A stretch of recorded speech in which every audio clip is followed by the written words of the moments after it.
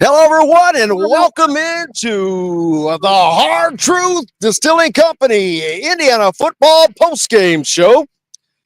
Coming to you here from Spartan Stadium in East Lansing, Michigan, as the Indiana Hoosiers pick up win number 9 on this season, as they are now 9-0, setting a new program record as they knock off the Michigan State Spartans by the score 47-10. Coach Shannon Griffith's with me, and it started out a little scary for Hoosier fans probably because that was something we hadn't seen, both sides of the ball. Indiana does not move the ball very well, and Michigan State was getting everything done on them.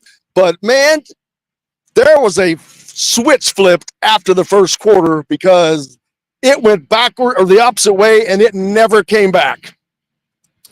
Well, it was an unbelievable defensive effort after they spotted them 10 points. They held Michigan State to minus 24 yards rushing and only 229 through the air. It's crazy that they only, this is a team last week that rushed for over 185 yards against Michigan and shellacked Iowa running the football, and see Indiana to do what it did today, holding them to minus 24 yards rushing. It was just unbelievable. Kurtis Rourke looked like he was back from vacation and ready to roll after the first couple of drives. He got back in sync and did well.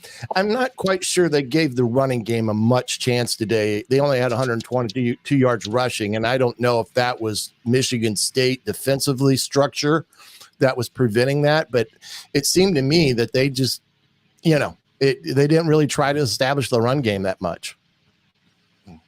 Well, no, and I don't know if it was because they wanted to see what Kurtis Rourke could do, or they knew what he could do, and they just relied on that. And I'll be honest with you, at that first quarter, I was wondering about Kurtis Rourke, specifically on the throw to Omar Cooper Jr.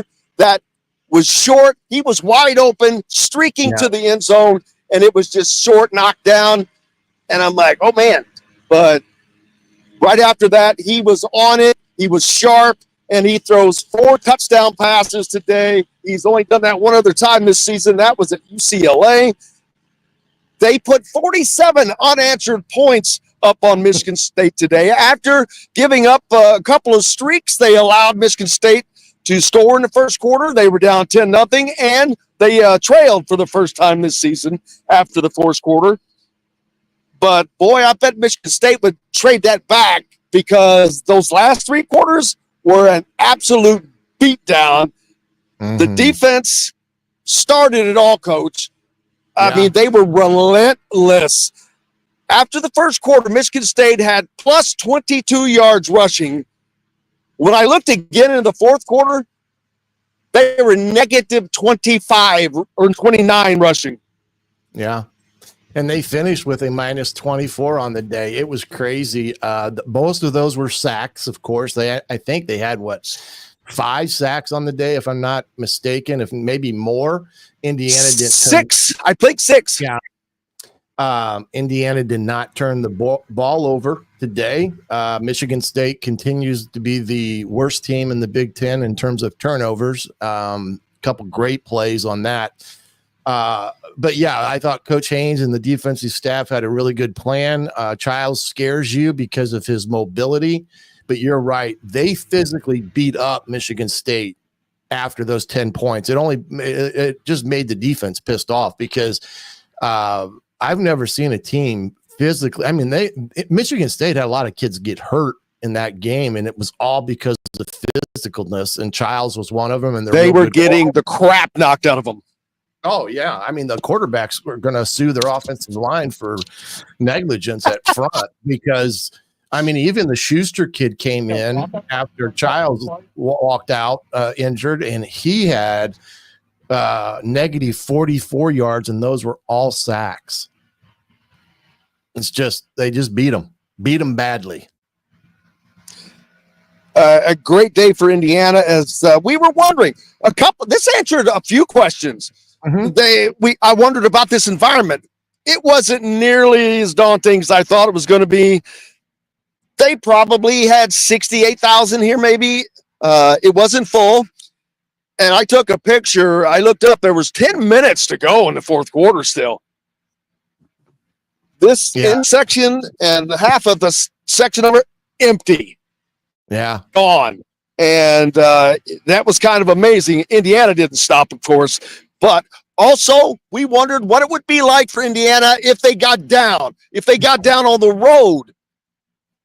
Well, it looks like they'll just score 47 points, unanswered points, and beat the crap out of you is what you do. But it answered a couple questions, and now your Indiana Hoosiers, again, are tied for the Big Ten lead with Oregon at 9-0. Oregon knocks off Michigan today.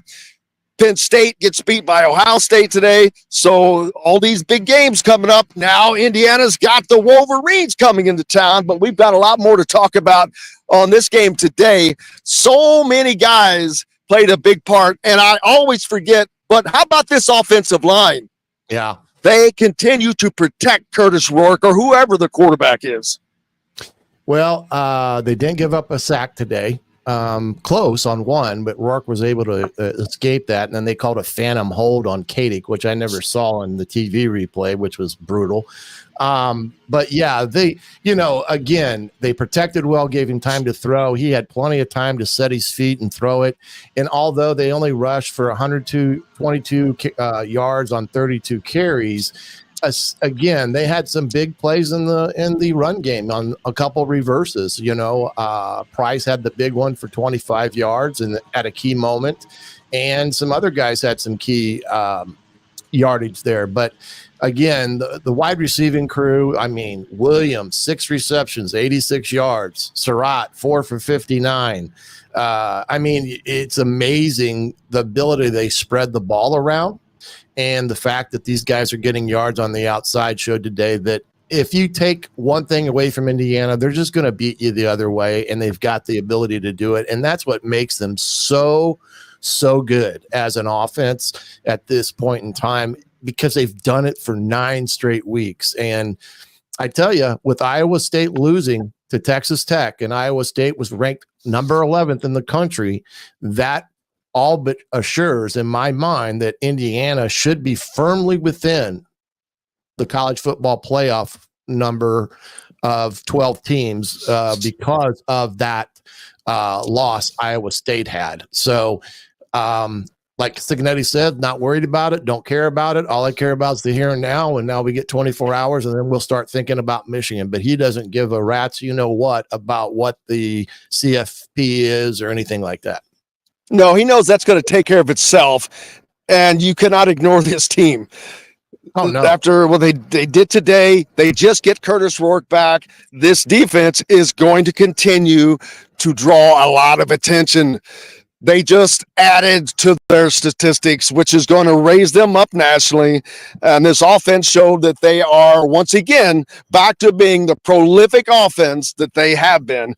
So it's going to scare the crap out of every coordinator that they have to face for the rest of the season. And it's just going to be a blast for Indiana football fans. You better enjoy this ride, people. I'm telling you. I told you earlier to get your tickets, and you didn't. If you didn't listen to me, it's your fault. Indiana will take it on Michigan next with this 9-0 record. They set a program record with this 9-0 start, eclipsing the 1967 Rose Bowl team, who had started 8-0. And again, Curt Cignetti continues to adding to a record that he has set as the only Division I head football coach who has started 8-0 at 2 different schools in back-to-back years. Last year, he was 10-0 at JMU, currently 9-0 at Indiana. I expect him to go 10-0, and who knows where he's going to end up. I think they're going to upset Ohio State, but we'll talk about that again later. Before I forget, though, don't forget, man, a great day today or tomorrow. Go out, visit the Hard Truth Distilling Company, 325 acres of beautiful rolling hills in Brown County, Indiana. ATV tours, distillery tours, live music, cabins to stay overnight, full-service restaurant, and, of course, hard true spirits like their sour mash bourbons, hard road rise, and all kinds of great things. Stop by, visit Hard Truth, and tell them Indiana Sports Beat sent you. Man, this is a year that no one, even as high as I've been on this team, this rocket continues to rise, Coach. And people are trying to find a spot to grab on now because it's not slowing down and it's not coming back down to earth anytime soon.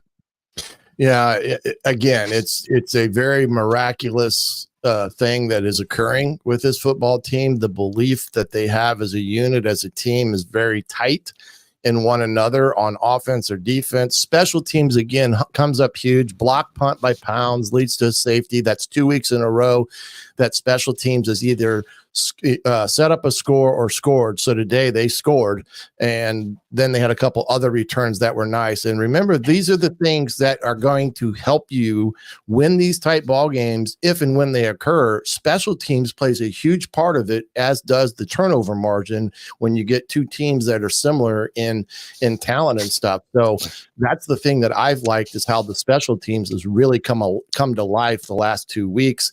Aiden Fisher, again, leads the team with tackles at 9. Kamara, man, that kid, I love that kid. I mean, he's got 7 tackles today. He has 2.5 sacks. The hit he put on Schuster, I thought he was going to put him into the ground. And though CJ West isn't showing up, if you watch him, he takes a lot of blockers with him, and that frees up guys like Kamara, because CJ West, they know they can't single block him.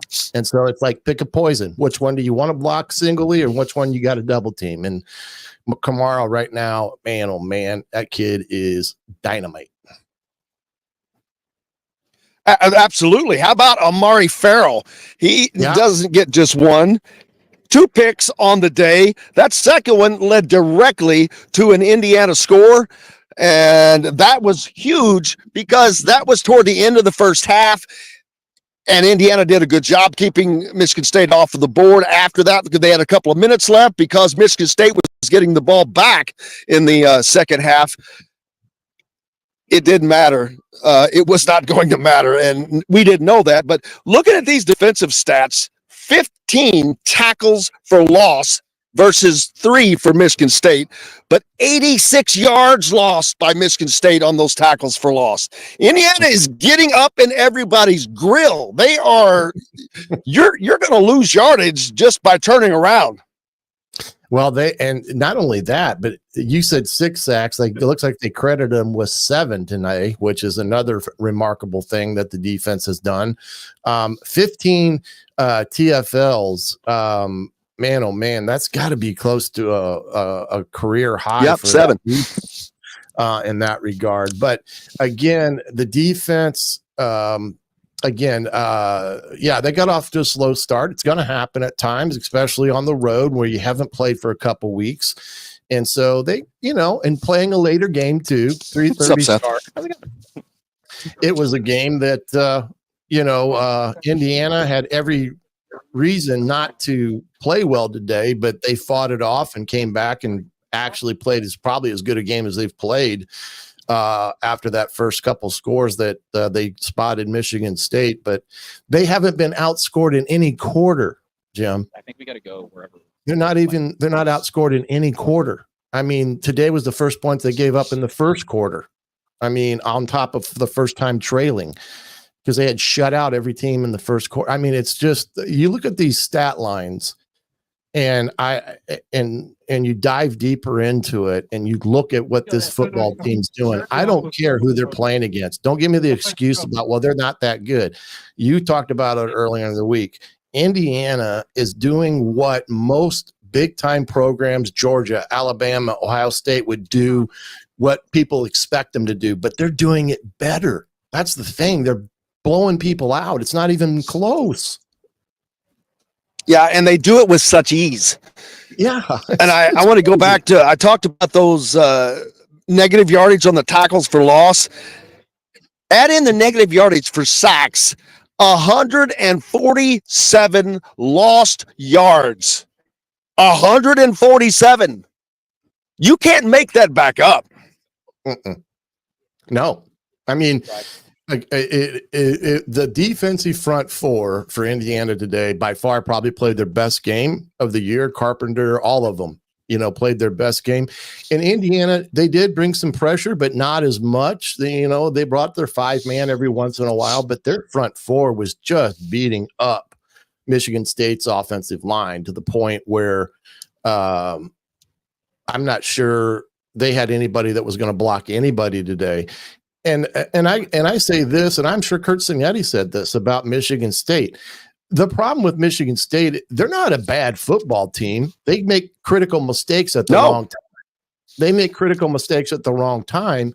And, they throw picks, they do some things like that. And all of a sudden they're fighting the consistency battle because they can't drive the field consistently. And so, the Childs kid's going to be a terror in the Big Ten. That kid's got a strong arm and he can move. As if he starts making correct decisions, he's going to be a dangerous player in years to come. But right now, it's Indiana's day to be the top dog and being tied for first with Oregon. Hey, Indiana's in the best place they can possibly be now with Ohio State beating Penn State. Absolutely. But they just have to keep winning and doing what they're doing and just ignore everybody else. And I think that they've done a tremendous job of doing that all year. Ignore the outside noise. Ignore that they haven't played anybody as they keep kicking everybody's ass. So they just keep line them up. It's just line up, take a ticket, and who's next? And that's been the mantra. That's been the attitude. And that's part of the reason why people have not been able to beat these guys. And I think that continues because that is what Kurt Signetti has brought. These guys, they have the chip on their shoulder that we talked about all year long. They have not lost that chip. They're not satisfied. They work hard every day. They work harder the next day. They don't make mistakes. They're not beating themselves. There are so many cliche things that I could go on saying, but with this team, it's not a cliche. It's a proven fact. Yeah. They've got plenty of evidence to state their facts and with the black and white behind it to anybody that wants to nitpick at things. But, the one thing that, was good today. They didn't flinch when they were down 10. It was okay. And, there was no panic or there was no, oh my gods. When they went down by 10, they just kind of pulled up their socks a little higher and snapped it up tighter and went after it. And then at the same time, when you think about all this is, having these James Madison kids in here now is also a blessing for this specific purpose. Take away what they've done on the field because it's been very, very good. These James Madison kids, they're the ties that are going to keep the locker room on a level keel. They're the guys that are going to go around and say, don't be satisfied where you're at now. We've got so much more to achieve. Don't listen to the noise. And that's where their leadership's going to play a huge part in that locker room. Absolutely. And again, I don't know how good this defense can be. When they do the things that they did today on the road, I guarantee you, I don't care who they are. Ohio State is seeing this.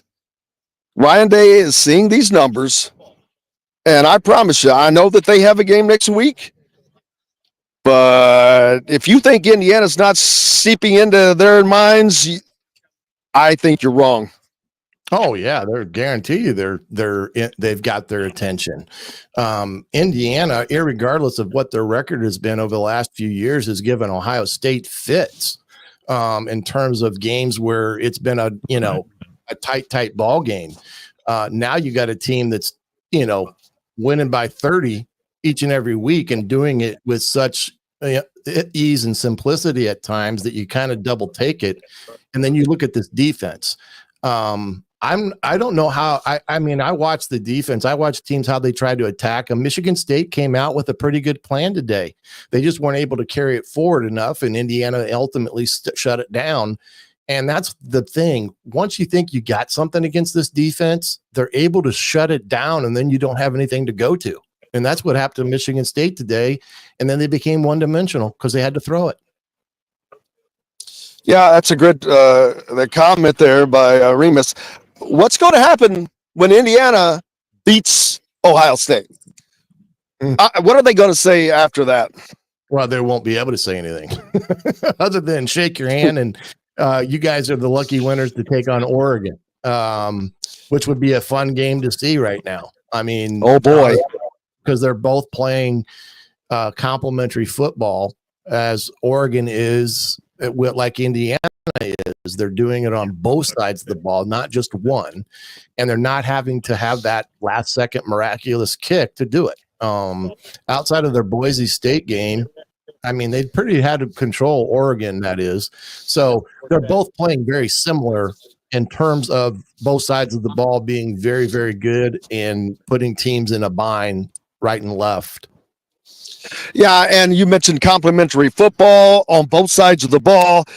I've talked about that all year with this offense. That's what makes this offense so dangerous. Is they're just as good in the they're not just as good in the passing game they're better in the passing game than the running game. It's just more daunting for guys. But their running game is one of the best. They're still ranked highly in all the statistical measures. So you can't try to look what happened to Washington last week. Indiana says, you know what? We're just going to run the ball in the second half because I don't want to put Taven in any bad positions, whatever. And they ran it down Washington's throat. Yeah. Yeah. I mean, and that's the nice thing about having the offensive line that Indiana does, is as well as a running back core that can do any type of thing. You know, they needed a lot and a little bit more today because his physicality matched pretty much what Michigan State's physicality was at the point of attack at times until they wore them down. But, yeah, that's the beauty of it, is that you've got a team that can, whatever needs to be done, whatever adjustments needs to be made in the course of the game, they're able to make it and move forward, but still be dominant in how they go about doing their business, which for me is a sign of a really good team. And I'll tell you right now, any team, any coach that throws tape on of Indiana right now, they're not going to bullshit you about them. They're going to tell you exactly how they feel. They're going to say they're a darn good football team, and I don't want to fix their defense because their defense just destroys people. And that's the thing that's going to ultimately win you championships, is having a good defense and an offense that can score points like they did today off turnovers. I think that's like their 70th point off turnovers this year, if I'm not mistaken. So that's in itself is unbelievable. When you can't tell someone which side of the ball a team is better on, yeah, and I cannot honestly tell you, is this offense better than the defense? Because they're both so good. I don't know. I think that they kind of take turns each week, one being a little more superior than the other, but they are both superior and one of the best in the country. That does not happen at many programs. It only happens at the programs, you know what I'm talking about. Well, Indiana's in that category now, and it's crazy. As a matter of fact, we're talking about all these stats on both sides of the ball, and I've talked recently about even their punting game is incredible. They have one of the top net punting groups in the country. Today, 4 for 47-yard average. James Evans taking care of business. Red zone attempts today. They got to the red zone 7 times. They scored 7 times. That's efficiency, people. Yeah, and you look at it, Michigan State only got there one time, and that was in the first quarter. After that, they never were threatening inside Indiana's territory all day. And look at this, statistic-wise, third downs today was the worst Indiana was all year on third down conversions. They were 2 for 10 on the day, which is not been something that they've done. They've always been about 55%. But here's the thing. They were getting their first downs on first and second down, mostly in that second quarter and half that it only eliminated it to 10 opportunities on third down, which was another unique situation today. But they were 2 for 2 on fourth, but they only had 61 plays. That has to be their lowest play total of the year. And Michigan State goes for it on fourth down 4 times today, but only had success there 1 time. So, again, the Indiana defense stepping up. I mean, there's not – I did an interview with a Michigan State outlet this week, and one of the questions was, where is Indiana's weakness? What can Michigan State do to exploit? And I'm like, let me get back to you on that, because I don't know where that would be. I said they've got one of the highest ranked offenses in the country. They've got one of the highest ranked defenses in the country. Their punting unit is killing it. They don't make mistakes. They have the best coaching staff, or one of, if not the best, in the country.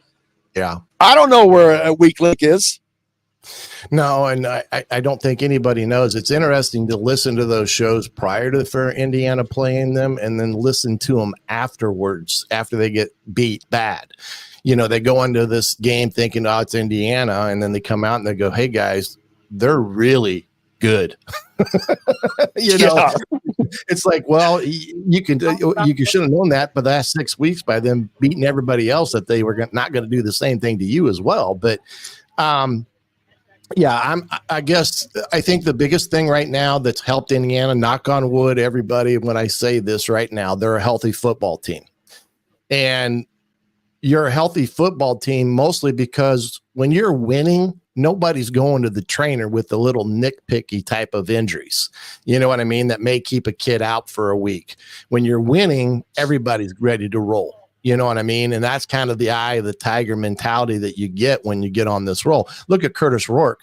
I mean, he wanted back in this week. There was no waiting till Michigan. I mean, he did everything in his power to get it done. And he probably played through some pain today. I mean, he's got 2 screws in the top of his thumb. But that kid's so he probably takes kidding. I'm teasing. That kid probably takes a little shot of hard truth before the game. But he is so good. I mean, he's so special. And that's what makes watching him so great, is what he does and how he orchestrates this offense. I bet Shanahan is thrilled to death that he's got him back, because it's like, let's try this play. It'll work, you know, because everything they call works. Yep. Brent's got a great question. Before I get to that, I want to remind you, don't forget, we're brought to you by the Hard Truth Distilling Company. Stop by and visit Hard Truth Distilling. They're in Brown County, Indiana. Incredible place. I know most of you have probably been there, not all of you, but if you're coming in for a game or visiting around the state, it is an incredible location. 325 acres of rolling, beautiful hills in Brown County, especially this time of year. Go enjoy the games or whatever else you want to enjoy. Live music, cabins, spend the night. We greatly appreciate Hard Truth Distilling Company. And so Brent wants to ask when they're going to start expanding Memorial Stadium. Not so fast, my friend. I'm going to pull a Lee Corso here. Not that they don't need to, but that is not something that I think that is going to be on the docket immediately. Not that they're not thinking about it for a number of reasons, because they have to. Number one, it's a small stadium by Big Ten standards. But the first thing that they have to do is get rid of that press box from 1960, which it's been there since 1960, people. And they need to put up, they're up there in front. I don't know if you can see them, but probably not. But everybody calls those suites and all that. I just call that the press box, because that's where the press box is. But it's also full of suites. And that's what they need from end to end, like you see on every other stadium.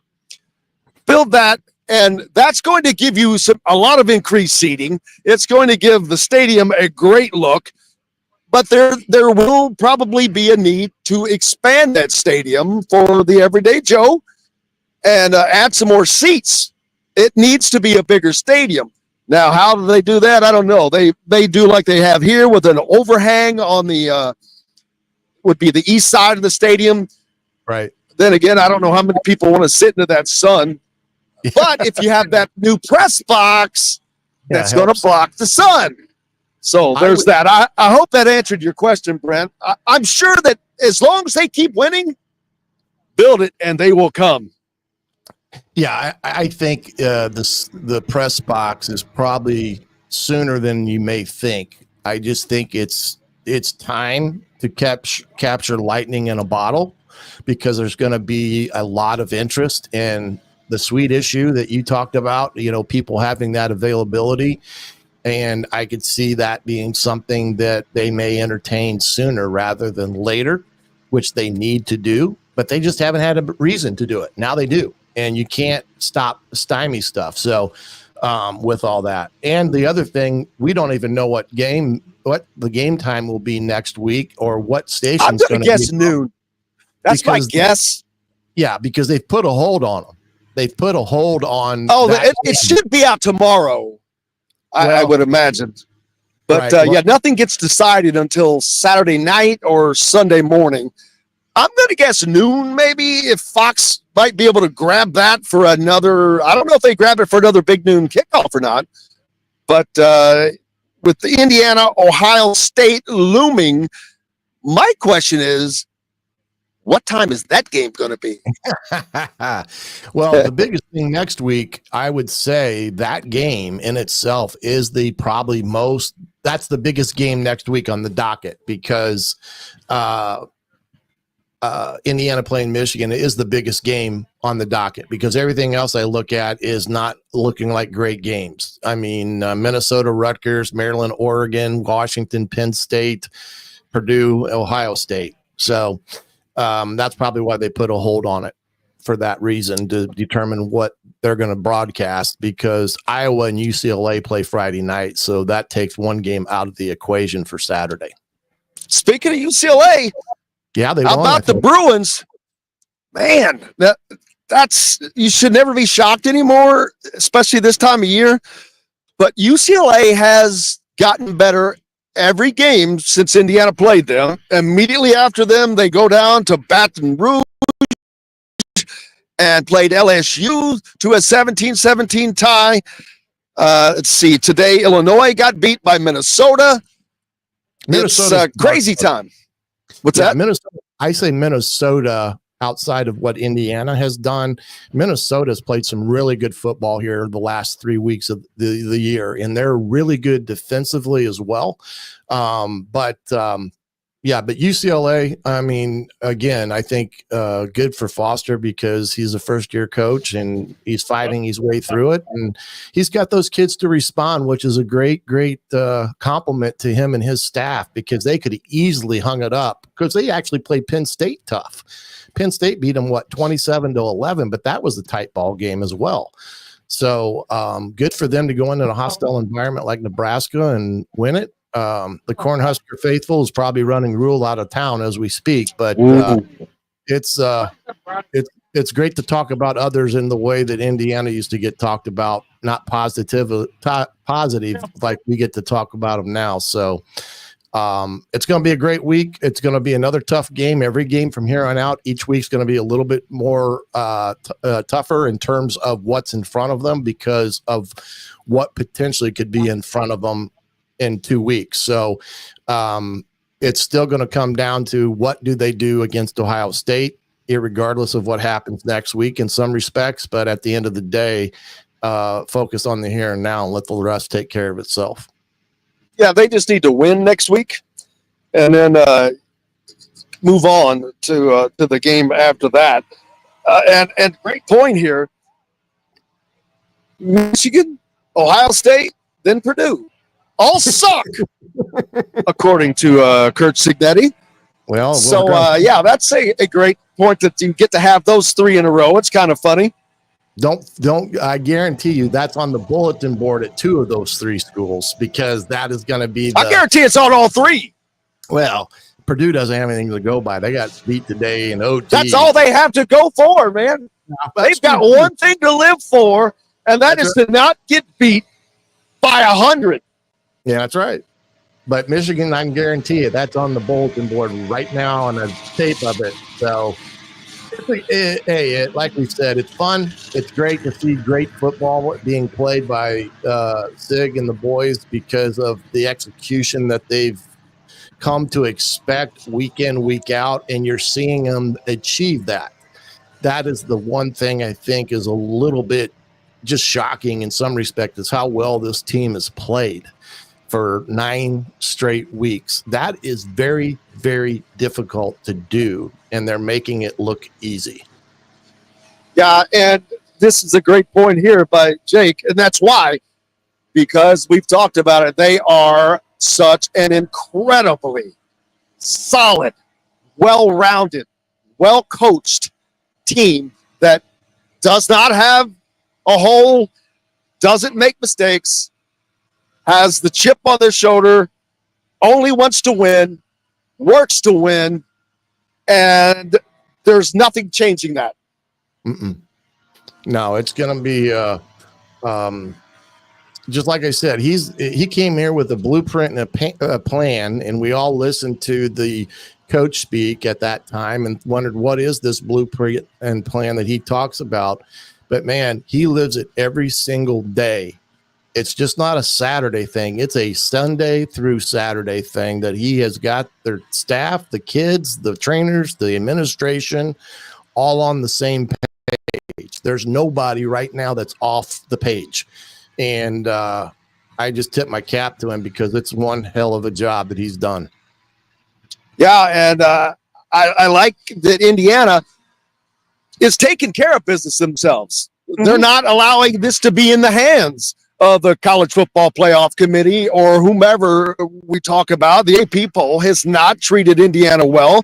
It's going to be, again, just kind of funny. And at this stage, it's just, I just giggle at it because I'm like, well, who else are they? What other one-loss team are they going to try to trot out there?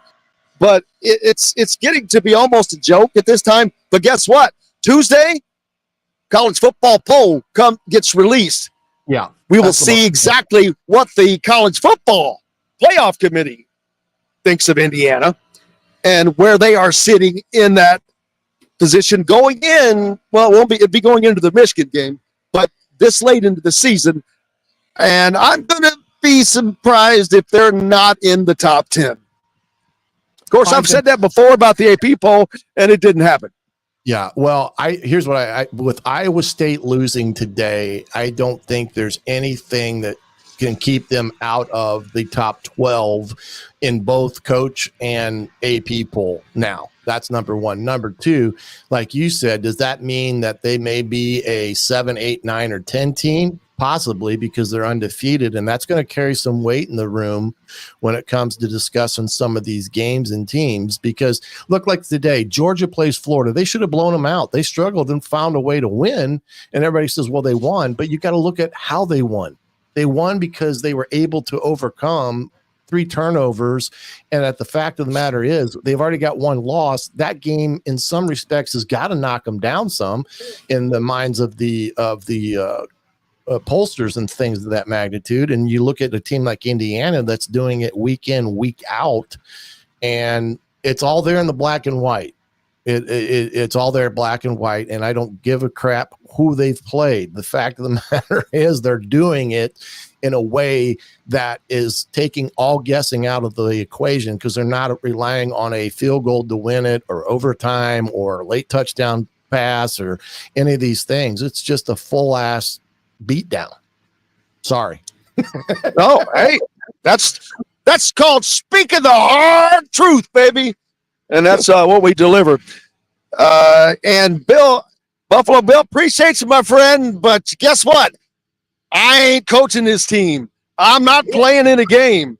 I get to do whatever the hell I want. And I'm going to enjoy covering a winner for the first time on the football side of things. I mean, not that they haven't won before. This is a whole different universe. We've left planet Earth. We've left the Milky Way galaxy and been shot out someplace to someplace else. And it's It's incredible. It's great to see the IU fans enjoying the hell out of this. What is next week's environment going to be like with Michigan rolling in and this team now at 9-0? It should be a crazy Memorial Stadium, and don't forget how important it is. Even though there is a quote unquote sellout, the atmosphere plays a part in a game of this magnitude to help this group of kids go and achieve their next step along the way, because it makes a difference. Don't ever doubt that it doesn't make a difference, because it does when you're at home playing. Indiana took Michigan State's crowd completely out of it. Yeah, I mean, you could have heard a pin drop. They sent them home early. Yeah. Very early. And you know how that demoralizing that is. I mean, Indiana faced that when they were beating people and the stadium was half empty. It's like, wait, what did we do? Now it's an important facet of home field and being at home against a Michigan team that's a storied tradition team. They're not going to come here and lay over, because that they're Michigan and they have a standard that they want to uphold. So they're coming here with one focus in mind, and that's to win. But a hostile environment in the favor of Indiana and not Michigan is going to be a key component of next Saturday's game. Yeah, a comment there. I wonder how far Penn State drops it after losing at home. They have lost 8 straight to Ohio State now, I think. Yeah, I think. Talk about somebody who's not being loved by the fans. Oh, no. James Franklin. They won't be building any statues of him anytime soon. I think he's like 1-20 against top 5 opponents in his career there. And honestly, today their offense was what let them down. Their defense played pretty darn good. They had a pick 6, but they've never had a great defense this year. That's the thing. They're not scoring a ton of points. No, I know. And that's but the point is that they had every chance today with a defensive score, and those type of games usually kind of catapult you forward, but their offense just could not get anything going at all. And they tried, but they couldn't. And they kind of stumbled over themselves at times, but hey, better them than us. And they can go cry in their own corner, and we'll just worry about Indiana. But it is going to be a great next 3 weeks as we head into the holiday of Thanksgiving here in a couple weeks, that this Indiana team could be on the cusp of something overly special. They've already shot way past overly special, but you're right. We're going into, I don't even know how to describe it other than it's going to be one hell of a next couple of months, because we've got all of November and probably going to have all of December. Indiana is going to wind up in the college football playoff. I've been saying it for weeks. Now, can they host a game? We'll find all that out later. But there's so many fun things to think about, talk about for Hoosier fans, to see them finally embracing, to have a program that they can embrace, can get behind. I've seen a lot of people talking about, you know what? Hey, basketball can wait. And that's how it should be. Nothing against basketball. Enjoy this ride, because you ain't never seen nothing like this. No, and that's the thing. And we're in uncharted territory with a team like Indiana right now. But hey, this is the new college football era of teams being able to right wrongs in recruiting and get transfers and things of that magnitude. And it's just going to make Indiana's pitch to kids that they're going to need through the portal next year even better, because of what they've done to date. And that's the key component of everything, on top of recruiting the foundational aspects of the program with freshmen. So uncharted territory, great territory to be around, whether you are a former player, former alum, whatever. It's just nice to have a football team that's creating excitement in the month of October into November, where they're undefeated. And that's absolutely.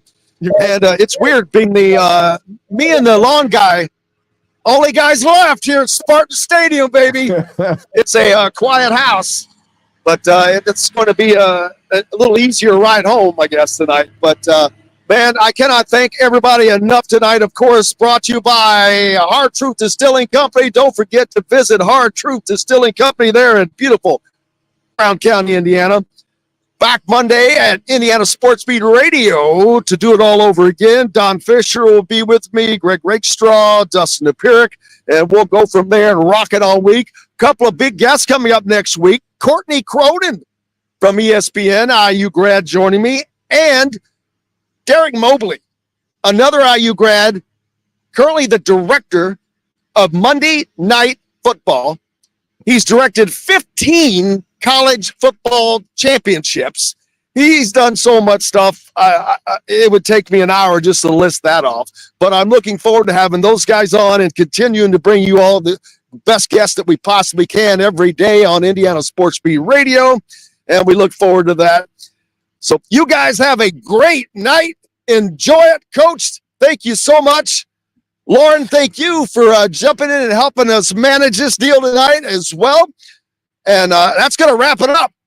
For Coach, I'm Jim Coyle from Spartan Stadium. Indiana beats Michigan State 47-10. Until Monday, I will see you on the radio.